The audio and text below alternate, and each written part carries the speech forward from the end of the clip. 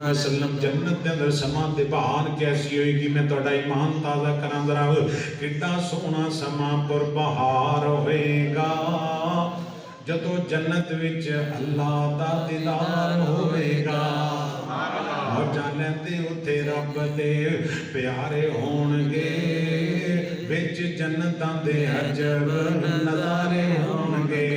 और इधर सुन तेरे जरा सीने ठंड पावां जरा तेनों मजा आ जाएगा। भुनी हुई मच्छी दी मेहमानी होवेगी, सदा रहन वाली ओ जवानी होवेगी। इत्थे दा 2-4 साल बाद हुण हकीमां ते डॉक्टरां ते रोले मसाए, उत्थे बंदे ते बुढ़ापा आना, मौत नहीं आनी, भार ही भार आउणगियां। सरकार फरमाया जन्नती जन्नत ते जाणगे, जेड़ा अल्लाह ब्रेकफास्ट देगा ना, नाश्ता देगा, वो मच्छी दी तिली दा होएगा। भुनी हुई मच्छी दी मेहमानी होवेगी, सदा रहन वाली ओ जवानी होवेगी।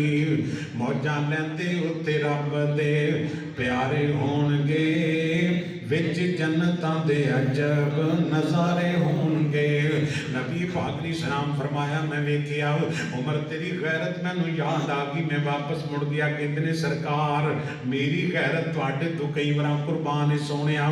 नबी पाक ने सलाम फरमाते मैं थोड़ा जाके गया, तवज्जो करना जरा।